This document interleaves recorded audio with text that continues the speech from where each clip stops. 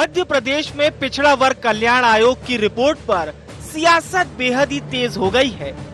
जहां एक और बीजेपी इसके फायदे गिना खुद को ओबीसी हितैषी बता रही है, तो वहीं दूसरी ओर कांग्रेस को इस रिपोर्ट पर बिल्कुल भी भरोसा नहीं है।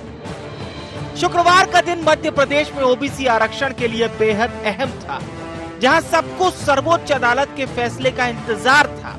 हालांकि अभी अदालत ने मध्य प्रदेश में पंचायत और निकाय चुनाव में ओबीसी आरक्षण के फैसले को सुरक्षित रखा। सुप्रीम कोर्ट अब मंगलवार यानी 10 मई को मामले में फैसला सुनाएगा। सॉलिसिटर जनरल तुषार मेहता ने सरकार का पक्ष रखा। बीते दिनों पिछड़ा वर्ग कल्याण आयोग ने अपनी रिपोर्ट सरकार को सौंपी। क्या है इसमें शामिल, आइए जानते हैं। जनसंख्या के आधार पर ओबीसी बहुल क्षेत्र में विकास की योजनाएं लागू की जाए। एक समान हो केंद्र और राज्य की ओबीसी जातियों की सूची। मध्य प्रदेश में पिछड़ा वर्ग के 48% मतदाता, SC/ST मतदाता घटाने पर 79% ओबीसी मतदाता। त्रिस्तरीय पंचायत चुनाव के सभी स्तरों में ओबीसी को मिले 35% आरक्षण। नगरीय निकाय चुनाव में भी 35% ओबीसी आरक्षण की सिफारिश। पंचायत निकाय चुनाव में ओबीसी आरक्षण सुनिश्चित करने के बनाए जाए नियम। ओबीसी को लेकर पिछड़ा वर्ग कल्याण आयोग की ओर से किए गए सर्वे पर जोरदार सियासत शुरू हो गई है। दरअसल आयोग के सर्वे पर कांग्रेस की माने तो उसे इस पर बिल्कुल भी विश्वास नहीं है। नेता प्रतिपक्ष डॉक्टर गोविंद सिंह सरकार पर आरोप लगाते नजर आए। क्या कहा, जरा सुनिए। तो सरकार की बात का और सर्वे का कांग्रेस पार्टी पे कोई उनका विश्वास नहीं है कि सर्वे सही होगा। अगर सर्वे तो पिछड़े वर्ग के आयोग के अध्यक्ष माननीय हमारे धनोपिया जी हैं। जब आयोग के पिछड़ा वर्ग के अध्यक्ष है, वर्तमान में संवैधानिक पद है, उनसे न राय ली न मशवरा, तो उनके सर्वे पे हम तो विश्वास नहीं कर सकते। अरे भाई, हमने तो कानून बनाया था, उन्होंने क्या किया है एक उदाहरण पेश बता दें। अभी जब मामला पूरा न्यायालय में विचाराधीन है, इसलिए न्यायालय का जो निर्णय होगा उसका मैं स्वीकार करूंगा, स्वागत करूंगा। आयोग की रिपोर्ट पर कांग्रेस के सवाल पर मंत्री भूपेंद्र सिंह ने जोरदार हमला किया। भूपेंद्र ने दो टूक कहा कि कांग्रेस पिछड़ा वर्ग का कल्याण नहीं चाहती। वहीं गृह एवं जेल मंत्री डॉक्टर नरोत्तम मिश्रा का कहना है कि हमने ओबीसी के लिए 35% आरक्षण की मांग की है। देखिए, कांग्रेस किसी भी तरह से पिछड़ा वर्ग का कल्याण नहीं चाहती और कांग्रेस सिर्फ पिछड़ा वर्ग का दिखावा करती है। कांग्रेस को तो धन्यवाद करना चाहिए कि जो काम उन्होंने नहीं किया वो काम माननीय मुख्यमंत्री जी ने किया, हमारी सरकार ने किया। हम अगर कर रहे हैं कि ओबीसी को आरक्षण मिल जाए तो कांग्रेस उसमें किंतु परंतु कर रही है। ये काम कांग्रेस ने क्यों नहीं किया? सरकार ने पूरी की पूरी रिपोर्ट अपनी जो आयोग ने सौंप दी है। हमने स्पष्ट रूप से उसमें 35% की मांग की है। मैं समझता हूं कि मध्य प्रदेश पहला प्रदेश होगा जो 35% के लिए इतनी बड़ी मांग उन्होंने की है। और हमारी रिपोर्ट अब पब्लिक डोमेन में आ चुकी है। कल आयोग के सदस्यों के द्वारा जनता के बीच में रख दी गई है। हमने जो किया है वो जनता के सामने हमने रख दिया है, पूरी ताकत से रखा है और हम उनके साथ में खड़े हुए हैं। ये कांग्रेस के लोगों ने गलती नहीं की होती तो आज ये दिक्कत आती ही नहीं। अब ऐसे में जब मामला सर्वोच्च अदालत में हो और सियासत में पक्ष विपक्ष आमने सामने हो, तो सभी की नजरें 10 मई पर गड़ी हुई है। एक और शिवराज सरकार है जो कि ओबीसी को 27% से ज्यादा का आरक्षण देने का वादा कर रही है, तो वहीं कांग्रेस कमलनाथ सरकार के समय लिए गए निर्णयों का हवाला दे रही है। साथ ही साथ उसे पिछड़ा वर्ग कल्याण आयोग की रिपोर्ट पर बिल्कुल भी भरोसा नहीं है। अब देखना बेहद ही दिलचस्प होने वाला है कि आने वाला मंगलवार आखिर किसका मंगल करता है। Bureau report, IND 24।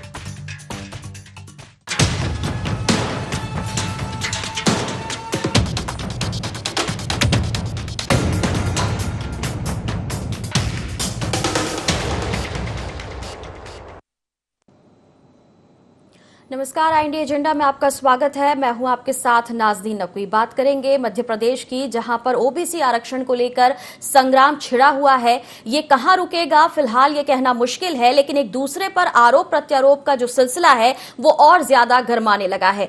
Congress party यहां पर भारतीय जनता पार्टी को ओबीसी विरोधी बता रही है और साथ ही साथ खुद को हितैषी साबित करने पर तुली हुई है। लेकिन क्या वाकई ओबीसी हित को लेकर ही ये जंग दिख रही है या फिर इसके सियासी मायने भी हैं, समझेंगे। लेकिन पहले नजर एजेंडा पॉइंट्स पर। ओबीसी का सच्चा हितैषी कौन? कब लगेगा आरक्षण की सियासत पर विराम? आयोग की रिपोर्ट पर विपक्ष को क्यों नहीं भरोसा? और श्रेय की सियासत में कौन होगा पास? ओबीसी की एंट्री को लेकर लगातार सियासत गरमा रही है। आरक्षण के मुद्दे पर एक दूसरे को लगातार सियासी दल घेर रहे हैं, लेकिन अब मामला जो है वो सुप्रीम कोर्ट में होने के साथ साथ फैसले के लिए 10 मई तक का इंतजार भी करना होगा। लेकिन सियासत किसी के लिए कहां रुकती है? आरोप लगाए जा रहे हैं, एक दूसरे से सवाल पूछे जा रहे हैं। चलिए हम भी समझने की कोशिश करते हैं, मेहमानों से सीधे जुड़ते हैं। हमारे साथ पवन पटेल जुड़ रहे हैं, आप कांग्रेस पार्टी का पक्ष रखेंगे। प्रहलाद कुशवाहा जी मेरे साथ हैं, भारतीय जनता पार्टी का पक्ष रखेंगे। हमारे साथ देवदत्त दुबे जुड़ रहे हैं, वरिष्ठ पत्रकार हैं। आप, स्वागत है सभी का। शुरुआत आपसे करना चाहूंगी पवन जी, क्योंकि आप ये कह रहे हैं कि जो सर्वे आया है वो ठीक नहीं है, और इसका आधार कांग्रेस पार्टी क्या मान रही है? देखिए, सर्वे इसलिए ठीक नहीं है, जहां तक हमारा है, जहां तक आम जनता जानती है, कम से कम 55 से 60% ओबीसी की आबादी मध्य प्रदेश में है, जिसको ये 48% बता रहे हैं। और दूसरा, ये आज 35% आरक्षण के लिए मांग कर रहे हैं, जो कि नौकरियों के लिए नहीं किया, सिर्फ चुनाव, पंचायती चुनाव और नगरीय निकाय के लिए किया इन्होंने। दूसरा, मैं ये बोलना चाह रहा, जो ओबीसी के हितैषी बनने का प्रयास कर रहे हैं, हमारे पास तो एविडेंस है, हम दावे के साथ कह सकते हैं, सीना ठोक कर कह सकते हैं कि हम ओबीसी के हितैषी क्यों हैं, और ये भी इसी तरह बताएं कि ओबीसी के हितैषी क्यों हैं, लेकिन उसका जवाब नहीं देंगे, हमेशा घुमा फिरा के बात करते हैं। आप इतिहास गवाह है कि मंडल कमीशन क्या हुआ, किसने लागू किया? बीपी सिंह की सरकार में जब मंडल कमीशन लागू किया गया तो इन्होंने अपना वहाँ से समर्थन वापस ले लिया। क्यों लिए, इसका जवाब देंगे? नहीं देंगे। इसी तरह कमंडल के माध्यम से उस समय इन्होंने विरोध किया, और इसके बाद इतिहास गवाह है 14% आरक्षण दिया तो कांग्रेस पार्टी ने आरक्षण देने का शुरुआत माननीय अर्जुन सिंह जी के शासनकाल में हुआ। इसके बाद जब ग्राम पंचायत नगरीय निकाय में माननीय दिग्विजय सिंह जी कांग्रेस पार्टी के जो मुख्यमंत्री थे उनके शासनकाल में हुआ। इसके बाद जब 15 महीने से कम समय माननीय कमलनाथ जी को मिला, विपरीत परिस्थितियों में, उस समय उन्होंने 27% आरक्षण दिया, उसका नियम बनाया। ये अपने आप सिद्ध होता है कि ओबीसी वर्ग के हितैषी हैं। और रही जो भारतीय जनता पार्टी की बात, भारतीय जनता पार्टी का हमेशा एक कृत्य, जो भी काम करती है वो सिर्फ उसका लक्ष्य रहता है सत्ता पाना। ये कभी आम जनता या गरीब किसान किसी की हितैषी नहीं, तो ओबीसी की हितैषी क्या होगी? इनके जो भी परिणाम होते हैं, जो भी निर्णय होते हैं, जो भी कृत्य होते हैं, वो हमेशा अपने संगठन को मजबूत करने के लिए होते हैं, अपने पदाधिकारी को मजबूत करने के लिए होते हैं। ये भूल जाते हैं कि सिर्फ पार्टी नहीं, ये संगठन है, सत्ता है, सरकार है, इसलिए इनकी रिस्पॉन्सिबिलिटी, इनकी जिम्मेवारी होती है कि हर वर्ग का भला चाहें। इनसे कौन पूछे कि जब ये शिवराज सिंह चौहान पिछले कार्यकाल में 14 से 15 साल तक जब मुख्यमंत्री थे तो इन्होंने ओबीसी वर्ग को आरक्षण क्यों नहीं दिया? इसका जवाब कोई भारतीय जनता पार्टी का नहीं देता। मैं इनसे पूछूंगा, अभी कुशवाहा जी खुद प्रताड़ित है वहां पे, भले अभी वहां चूंकि भाजपा के बड़ी बड़ी बातें करेंगे, लेकिन इसका जवाब स्पष्ट शब्दों में नहीं देंगे। ये आज ओबीसी वर्ग के इतने धरने प्रदर्शन हो रहे हैं, ओबीसी के चयनित शिक्षक बैठे, ओबीसी का हित चाहते तो उनके पास जाना चाहिए, उनको आरक्षण देना चाहिए, लेकिन नहीं दे रहे। ये पहले नियुक्ति तो ठीक है जो आप कह रहे हैं, अहित और हित की और ओबीसी हितैषी होने की। सर्वे को नकारने की ठोस वजह कांग्रेस के पास क्या है? क्या कांग्रेस ने भी कोई अलग से सर्वे कराया है? क्या कांग्रेस के पास कोई ठोस रिपोर्ट है? आपकी तरफ से जो आयोग काम कर रहा है, क्या उसने भी कोई ऐसी रिपोर्ट तैयार की है जो आप इस रिपोर्ट को खारिज कर रहे हैं, इस पर सवाल उठा रहे हैं? देखिए, इस रिपोर्ट को खारिज इसलिए कर रहे हैं क्योंकि हमने बताया, आपको पहले ही बताया कि इनका प्रत्येक कृत्य सत्ता को पाना होता है। आज ये जानते हैं कि ओबीसी का वोट बैंक जो है इनसे खिसक चुका है। आज ये ओबीसी वोट बैंक को लुभाने के लिए इस टाइप से आंकड़े पेश कर रहे हैं, इसलिए इनकी रिपोर्ट पर हमें विश्वास नहीं है। पूरा दुनिया जानती है कि कम से कम 55 से 60% ओबीसी इस प्रदेश में निवास कर रहा है, जिसको 48% बता रहे हैं। तो हम तो इनकी रिपोर्ट पर विश्वास ही नहीं करते, बाकी अभी कोर्ट में है। चलिए, कुछ नया पुराना है और उसका हिसाब है, इसलिए आपकी रिपोर्ट पर विश्वास नहीं है। प्रहलाद जी, ये पटेल साहब जो हैं, ये जनता से खारिज किए हुए लोग हैं, ये किसी भी रिपोर्ट को खारिज कर सकते हैं। इनको ना जनता पे विश्वास है, ना चुनी हुई जनता सरकार पे विश्वास है। जब आपको ऐसा लगता है कि ओबीसी का आप हितैषी हो, तो जब चुनाव हो रहे थे तो आप कोर्ट क्यों गए? आपके सैयद जफर और जया ठाकुर जी क्यों चुनाव रुकवाने के लिए कोर्ट पहुंची थी? और आज अगर भारतीय जनता पार्टी ने कोर्ट के आदेश पर ट्रिपल टेस्ट करके अगर सर्वे पूरा और जनगणना करवाई है, तो आप उस पर सवाल उठा रहे हैं। ये बड़ा ही हास्यास्पद है। इसलिए हास्यास्पद है कि आप सिर्फ विरोध करना चाहते हैं। आप ओबीसी वर्ग के लिए आप हित की बात ना करें कांग्रेस पार्टी तो ही ठीक है, क्योंकि ना आज आप तक आप मुख्यमंत्री दे पाए हो मध्य प्रदेश को ओबीसी का, और ना ही आप ओबीसी हो, चाहे युवा हो, चाहे अन्य वर्ग भी हो। जिस प्रकार से आप सिर्फ फूट डालो और राज करो का फंडा कांग्रेस पार्टी का रहा है, तो निश्चित तौर पर मध्य प्रदेश की 8 करोड़ जनता, जिसमें से 48% अन्य पिछड़ा वर्ग की आबादी है, वो कांग्रेस पार्टी के मंतव्य को बहुत अच्छी भली भांति से जानती है। और इसीलिए विभिन्न प्रकार के चुनाव जो आते हैं उसमें जनता इनको सबक सिखाती है, और उसमें ओबीसी वर्ग भी इनको अच्छे से इनको आईना दिखाता है। चाहे अभी पिछले दिनों ये खरगोन गए थे इनके नेता, तो वहां पर जिस प्रकार से वहां की जनता ने इनको खदेड़ कर भगाया है, तो उसका आईना कांग्रेस पार्टी को समझना चाहिए और उसको सबक लेना चाहिए कि झूठ बोलने से आपकी बातें सही नहीं हो जाएंगी। आप बात करिए तो निश्चित तौर पे ओबीसी के हमारे जो आबादी है हमारी, उसके साथ थोड़ा तो संकोच करके आप हरकतें करिए कांग्रेस पार्टी के मित्रों। वाह प्रहलाद जी, एक भी सवाल का जवाब नहीं दिए, घुमा फिरा के वही आपका कैसेट चालू हो गया। आंकड़ों की बात करो ना, 14% क्यों नहीं दिया? शिवराज सिंह चौहान ने क्यों नहीं दिया? इसका जवाब नहीं दोगे आप? जब 15 साल तक शिवराज सिंह चौहान थे तो इतने बड़े हितैषी थे, क्यों नहीं दिया? ओबीसी के लोग धरने पे बैठते तो क्यों नहीं जाते हो मिलने? बस घुमा फिरा के कांग्रेस दे रहे। कांग्रेस ने तो प्राणों की आहुति देकर इस देश को आजाद कर, कांग्रेस के बराबरी क्या कर पाओगे आप लोग सिर्फ रबर स्टाम्प हो। शिवराज सिंह चौहान को बना दिया, पीछे संघ की विचारधारा काम करती है। क्या हित के लिए काम किया ओबीसी की? बस बना देने से नहीं होता। कमलनाथ जी, अर्जुन सिंह जी कोई ओबीसी के नहीं थे, लेकिन एक पीड़ा होनी चाहिए, एक जज्बा होना चाहिए उस वर्ग को काम करने के लिए, वो होता। वहां पे जाति जरूरी नहीं होती कि ओबीसी का बनेगा तो वही करेगा। आपने बनाया ओबीसी का, क्यों नहीं दिया आरक्षण? बताइए, इसका जवाब नहीं दिया आपने। दुबे सर, दोनों ही दल जो हैं वो काफी जज्बाती भी दिख रहे हैं, काफी हितैषी भी, खुद को साबित करने के लिए अलग अलग आंकड़े, अलग अलग बातों को याद दिलाया जा रहा है। नई पुरानी सारी बात हो रही है। लेकिन अगर वर्तमान की बात करें, हम चुनावों की अगर बात करें, नगरीय निकाय चुनाव की बात करें, पंचायत की बात करें, अधर में लटके हुए हैं। एक लंबा वक्त हो चुका है, अब सुप्रीम कोर्ट भी इस पर चिंता जाहिर कर रहा है। महाराष्ट्र में हमने देखा, मध्य प्रदेश में भी अब उसे लेकर बात की जा रही है। आंकड़े और डाटा की बात हो रही है, लेकिन उस सर्वे पर कांग्रेस शक कर रही है। क्या लग रहा है आपको कि क्या वाकई आगे आने वाले चुनावों को देखा जा रहा है और उसके मद्देनजर ही ये शक जाहिर किया जा रहा है, या इसके पीछे कोई और वजह? देखिए, नगरीय निकाय और पंचायत चुनाव को लेकर दोनों ही दल लगभग फंस गए हैं, क्योंकि दिसंबर 2023 में प्रदेश में विधानसभा के चुनाव होना है, और ये चुनाव यदि होते हैं तो जिस तरीके से स्थानीय स्तर पर कार्यकर्ताओं में आपस में प्रतिद्वंद्विता होती है, बिना मैंडेट के चुनाव होते हैं, वो दोनों दलों के लिए मुसीबत हो जाते हैं। खासकर सत्ताधारी दल के लिए कुछ ज्यादा ही दिक्कतें हो जाती हैं, क्योंकि उसका कार्यकर्ता इस समय सरकार रहते हुए पार्षद, सरपंच, महापौर, जिला पंचायत अध्यक्ष बनना चाहता है। तो समस्या तो विकट है राजनीतिक दलों के सामने। और दूसरा, सुप्रीम कोर्ट का जैसे अभी कुछ ही दिन पहले हाल ही में फैसला महाराष्ट्र को लेकर आया कि आप चुनाव कराइए पंचायती राज चुनाव में, और ऐसा ही अभी जो रोक के रखा है, आज जो सुनवाई हुई है और 10 तारीख को फैसला आ जाता है, क्योंकि आरक्षण अभी जो सरकार ने दिया है वो हो पाएगा कि नहीं, इस पर शक है अभी, क्योंकि जैसा कांग्रेस के प्रवक्ता कह रहे थे और भी इनके वकीलों ने भी वहाँ दलील दी है, और एक पक्ष ये भी वकील की तरफ से सुनने में आया कि वहाँ ये दलील भी दी गई कि जब चुनाव होने थे तब ये आंकड़े प्रस्तुत किए जाने थे। आज जो आंकड़े प्रस्तुत किए जा रहे हैं, इनकी सत्यता पहले परखी जाएगी, मतदाता सूची मंगाई जाएगी और समग्र सर्वेक्षण होगा। लेकिन ये आरक्षण यदि लागू भी होगा तो आगे जब अगली बार पंचायती राज नगरीय निकाय चुनाव होंगे तब ये लागू किया जाएगा।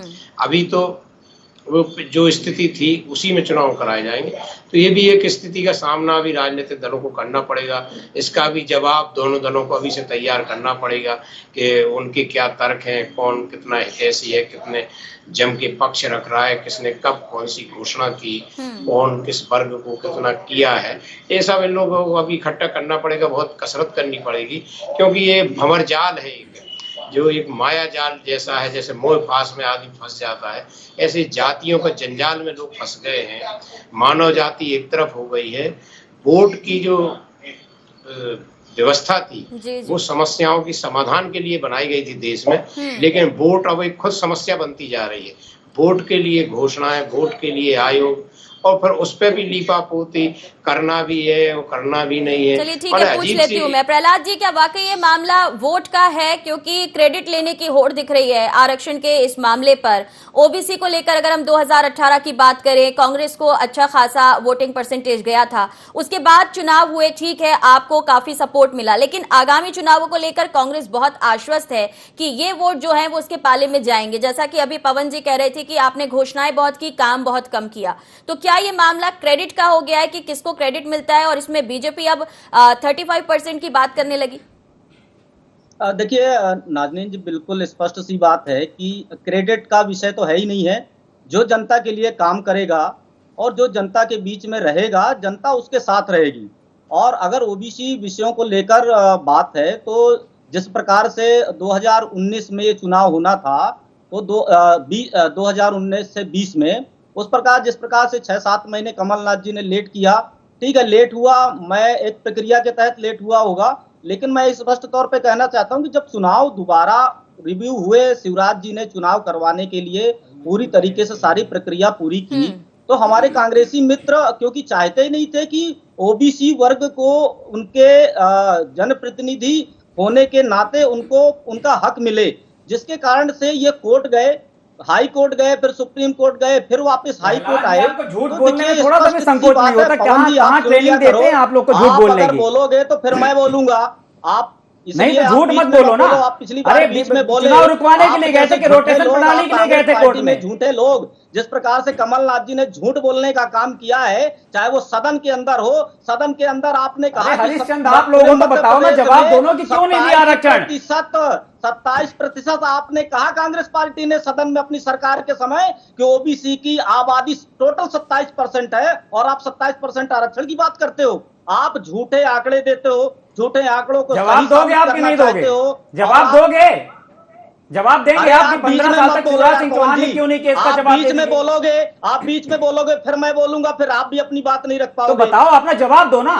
अरे मैं आपकी जवाब देने के लिए नाज़नीन जी को जवाब दे रहा हूं। मैं आपके जवाब चौहान जी ने एक एक करके बात कर लेते हैं। क्यों नहीं दिया जब 14 साल तक उनकी सरकार थी? इसका जवाब दे दीजिए। और दूसरा बता दीजिए, विवेक तनखा जी कोर्ट में गए थे रोटेशन प्रणाली के लिए, आप गलत प्रचारित कर रहे हो कि इसमें दोनों का जवाब दीजिए। चाहते थे, सुन लीजिए पवन जी, आप चाहते थे कि महाराष्ट्र की तरह यहाँ पर भी आरक्षण के बिना चुनाव हो, इसलिए आप। अरे हमारी चाहत मत देखिए, हम जिसके लिए गए थे जो ऑन रिटर्न था उसकी बात करिए। आप लोग चाहते थे कि यहाँ भी आरक्षण कैंसिल हो जाए, जिस प्रकार से महाराष्ट्र में। अरे यार, हम तो पूरा इतिहास बता रहे हैं कि कांग्रेस पार्टी ने दिया 14%, जवाब नहीं दे रहे। शिवराज सिंह चौहान जी ने क्यों नहीं दिया आरक्षण, इसका जवाब दे दीजिए। तरीके से समझ रहा है आप लोग जिस प्रकार से मैं डलके की चोट पे बोल रहा हूं कि आप इसका जवाब नहीं दोगे। दो जवाब दो आप। घात करने का काम करते हो, उस प्रकार से जनता और ओबीसी समाज बहुत अच्छी तरीके से समझ रहा है, और आपके यहाँ से झूठ बोलने से कुछ नहीं होने वाला पवन जी।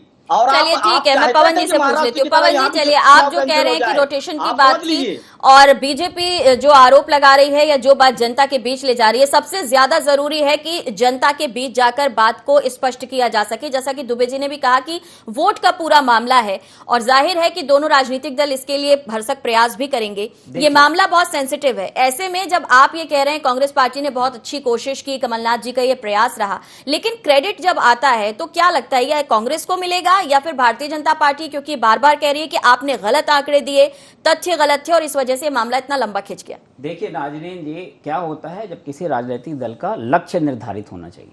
हमारा लक्ष्य था जनता की सेवा करना। अगर हमारा लक्ष्य सिर्फ सत्ता पाना होता तो हम भी कई सारे काम ये जो किए गैर नैतिक जो काम नहीं थे हम भी कर सकते थे, हम भी किसी को विधायक बना सकते थे जब सरकार थी, लेकिन हमने उस रास्ता को नहीं अपनाया। माननीय कमलनाथ जी ने काम करने के रास्ते को अपनाया, नहीं तो वो भी विधायक बना देते, मंत्री बना, जैसे खरीद फरोख्त करके बना दिए, तो हमने वो काम नहीं किया। और दूसरा जो हम इनसे बोल रहे हैं, झूठ बोलने का काम। चलिए एक एक करके बोलिए। अरे झूठ बोलने को तो आपको इंटरनेशनली अवार्ड मिला हुआ है। नरेंद्र मोदी कितना झूठ बोले, शर्म करो थोड़ा सा। नरेंद्र मोदी ने क्या क्या बोला था? बेरोजगारी का भत्ता देंगे, बेरोजगारों को भत्ता देंगे, 100 दिन में काला धन आएगा, 100 दिन में काला धन आएगा, 2 करोड़ रोजगार देंगे, आधार कार्ड का विरोध किया, नोटंकी करो। आपके झूठे कमलनाथ जी छोड़ दीजिए बातें। अरे तो 15 साल काम कर लेने झूठे कमलनाथ को तो आपकी अकल ठिकाने आ जाती, क्यों गिरा दिया? आप में दम था तो 5 साल के संविधान का सम्मान करते हुए 5 साल के लिए रहते थे। आपके दिमाग ठिकाने लगा दिए, आपके चलिए लोगों ने प्रहलाद नहीं जी लगा एक एक दिए। करके बात कर लेते हैं, एक एक करके बात कर लेते हैं। पवन जी से ले लेती हूँ टिप्पणी, फिर आप जवाब दे दीजिएगा। आप जी तो हमारा ये मतलब है, ये जो अब आज बोल रहे हैं कि जो पत्रकार साथी जी ने बोला, मैं सही बात है कि हम लोग उतना अग्रेसिव मतलब अपने को दिखा नहीं पाते, क्योंकि आज ये मीडिया, आज ये एडवर्टीजमेंट, आज ये बड़े बड़े इवेंट, आज अगर ये एक बंदे को किसी की मदद करेंगे तो पहले उसको इवेंट क्रिएट करेंगे। जैसे कश्मीर की बात आई, मूवी आई, उसके बाद उसको इवेंट क्रिएट करके फिर वहां पे काम करना चालू किया। किसी को अगर मदद करेंगे, रोजगार देंगे, अरे तुम सत्ता में हो, तुमने 2 करोड़ रोजगार का वादा किया, तो रोजगार देना है, पहले उसके लिए लाखों करोड़ों अरबों का इवेंट लगाएंगे, बड़े बड़े पैकेजों में विज्ञापन देंगे और उसके बाद रोजगार देंगे। इनकी नीतियां इतनी अच्छी कि रोजगार दे रहे, फिर भी रोजगार कम नहीं हो रहा, समझ में नहीं आ पा रहा। महंगाई इनकी दाबड़तोड़ बढ़ती जा रही, कम नहीं हो रहा। पेट्रोल का रेट पहले 2 रुपए बढ़ता, साइकिल चलाने लगते थे। इनकी कथनी और करने के अंतर को खुद बस ये इनको इनके प्रवक्ताओं को रटा रटाए कैसी टेक है, वही जाके बोलते हैं आपको प्ले कर देना है, सामने वाला कुछ भी बोलता रहे। मैं इनसे क्या पूछ रहा हूं, इसका जवाब क्या दे रहे हैं? अरे मैं कह रहा हूं कि जब आप इतने ओबीसी के हितैषी थे, तो जब 15 साल तक शिवराज सिंह चौहान की सरकार थी, तो आपने ओबीसी को आरक्षण क्यों नहीं दिया? कांग्रेस ये बात समझ गई है कि भारतीय जनता पार्टी हर चीज को इवेंट की तरह पेश करती है और जनता के बीच में ले जाने के लिए, उसको बार बार याद दिलाने के लिए आपको लगता है कि इस तरह के इवेंट की जरूरत है? कांग्रेस ऐसा कोई पैटर्न अपनाएगी या कोई नया पैटर्न आप लेकर आएंगे ताकि आप बीजेपी को बीट कर सके? देखिए, हम नया पैटर्न लेके नहीं आएंगे। हमारा पैटर्न वही है जो एक कांग्रेस करती थी, जो कांग्रेस की पहचान है, जो कांग्रेस की विचारधारा है। हम कांग्रेस की बातों को लेके आम जन तक, लोकल तक, सब लोगों के तक जाएंगे और बताने का प्रयास करेंगे कि अब इनके झूठ और फरेब से वापस निकलिए, क्योंकि इन्होंने जो वादे किए थे किसी को पूरा नहीं किया। आज महंगाई से निजात दिलाने की बात की थी, नहीं दिलाए, इसका जवाब नहीं देंगे। बेरोजगारी के लिए 2 करोड़ रोजगार, हर आदमी समझ रहा है, लेकिन आदमी के पास हमें जाने की है। हमारे चाय चौपाल चर्चा, कई सारे प्रोग्राम है जो हम आम आदमी से कनेक्ट होंगे और मुझे पूरा विश्वास है। का है उसके हित की बात आपने कही कि कमलनाथ जी ने इस बारे में सोचा। आप सवाल भी पूछ रहे हैं कि शिवराज सरकार में रहते हुए क्यों नहीं सोचा गया इस मामले में। तो इस मामले को लेकर, और चूंकि पहले आपको वोट मिले थे, अगर हम पिछले विधानसभा चुनाव की बात करें, इस बार ये जो पूरा वर्ग है ये आपको सपोर्ट करे, इसके लिए क्या आप स्ट्रैटेजी अपनाएंगे, क्या घोषणा करेंगे? और पिछली घोषणा है क्योंकि जो पूरी नहीं हो सकी उसको बार बार बीजेपी याद दिला रही है जनता को। हाँ, तो हम तो बता रहे हैं जितने 15 महीने से कम समय में काम करने को जितने वचन को पूरा किया माननीय कमलनाथ जी ने, वो अपने आप में एक नजीर कायम है। और आगे भी कमलनाथ जी हमेशा बोल रहे हैं, पूरी कांग्रेस पार्टी बोल रही है कि आगे जब भी आएगा उसके बाद हम उसको पूरा करने का पूरा कोशिश करेंगे और पूरा करेंगे। 27 लाख किसानों का कर्जा माफ किया था, फेस बाय फेस करना था हमें, उसके लिए हम कटिबद्ध हैं। आगे जब भी सरकार आई हम किसानों का कर्जा माफ करेंगे। और रही जो ओबीसी की बात कर रहे हैं, ओबीसी का हमारा जो ओबीसी का डिपार्टमेंट है मध्य प्रदेश कांग्रेस कमेटी का, उस डिपार्टमेंट के बैनर तले कई सारे प्रोग्राम है। एक चाय चौपाल चर्चा का प्रोग्राम है, एक जन संसद संवाद का प्रोग्राम है, एक हम लोग की पूरे प्रदेश की यात्रा निकलेगी जो हम आम आदमी जनता के बीच में जाके इनके झूठ और फरेब को उसके सामने लाएंगे। प्रहलाद जी, कांग्रेस का आपने सुन लिया कि किस तरीके से रणनीति बनाई है और ओबीसी को लेकर भी उनका जो स्टेटमेंट है वो क्लियर है कि कोशिश उन्होंने की थी, क्रेडिट भले आप लेने का प्रयास कर रहे हो।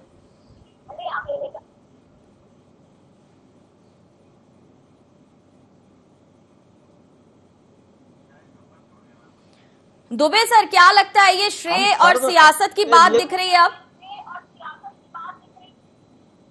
जो जब से राजनीति में है, जो समाजों के, चलिए मैं जवाब ले लेती हूँ दुबे जी, प्रहलाद जी तौर पर उनके बीच में जी बोलिए कुशवाहा जी। हाँ, मैं तो स्पष्ट तौर पे कहना चाहता हूं कि भारतीय जनता पार्टी, चाहे ओबीसी वर्ग हो, चाहे सामान्य वर्ग हो, चाहे एससी एसटी वर्ग हो, हम सभी समाज के लिए बड़े समान रूप से काम कर रहे हैं। और जो जिनका हक है, जिनके लिए जिनकी हिस्सेदारी होना चाहिए, उसके लिए चाहे संगठन स्तर पे हो, चाहे सरकार के स्तर पर हो, हम बेहतर काम कर रहे हैं। और जनता के बीच में हम लोग रहने वाली भारतीय जनता पार्टी के कार्यकर्ता हैं और हम जनता के बीच में भी रहते हैं और उनके बीच में बात भी करते हैं और उनके बीच में संवाद भी करते हैं। ठीक है, दुबे सर। जी नाजनीन जी, पूरा मामला जो है मैंने पहले भी कहा था, राजनीतिक दलों ने एक तरह से वोट का जरिया बना लिया है। मुझे लगता है कि यदि मानवीयता को प्राथमिकता दें तो जो जरूरतमंद होगा उसको पहले प्राथमिकता मिलेगी। और चुनाव तो सेवा का माध्यम है, जो सेवा होगा करता होगा वो चुना जाएगा। और आज हम शंकराचार्य जी का प्रकट उत्सव मना रहे हैं, जिन्होंने समस्त प्रकार की सांस्कृतिक, धार्मिक, सामाजिक सब प्रकार की एकता की बात की। वसुधैव कुटुंबकम की हम भावना रखते हैं, लेकिन ये जातियों में, धर्मों में बांटने का जो सिलसिला शुरू हुआ है, ये मुझे लगता है कहीं ना कहीं थमना चाहिए। एक बार बैठ के इस पर फैसला हो जाना चाहिए, क्योंकि इसके कारण विधायक सांसद तो बन गए आप लोग, तो सब ठीक है सरकार में, लेकिन जो स्थानीय प्रतिनिधि कार्यकर्ता है जिसको छोटे छोटे चुनाव में ही मौका मिलता है, वो कब से 1.5 साल से इंतजार कर रहे हो। मंडी चुनाव तो और कब से नहीं हुए, सहकारिता के नहीं। तो मुझे लगता है कि इस जब में एक बार बैठ के दल बैठ सरकार के साथ में वोट में बैठो और एक बार नहीं, बिल्कुल ठीक कहा आपने कि जिस जनता के लिए ये पूरी लड़ाई हो रही है, उसके हितों के बहुत सारे काम हैं जो रुके हुए हैं, इसे भी सियासी दलों को गंभीरता के साथ सोचना चाहिए। तो फिलहाल इस चर्चा को हम यहीं विराम देंगे। सर्वे पर सियासत हो रही है, सभी का बहुत शुक्रिया, लेकिन देखना यह होगा कि सुप्रीम कोर्ट ने इस पूरे मामले पर सुनवाई के बाद फैसला सुरक्षित रख लिया है और उसके बाद ही ये तय होगा कि आरक्षण को लेकर क्या इसका जो फायदा है वो आने वाले पंचायत के चुनावों में दिख पाएगा या नहीं। लेकिन सियासी फायदा जो है वो कांग्रेस या भारतीय जनता पार्टी किसे मिलेगा, ये देखना दिलचस्प रहेगा। फिलहाल इतना ही, दीजिए इजाजत, नमस्कार।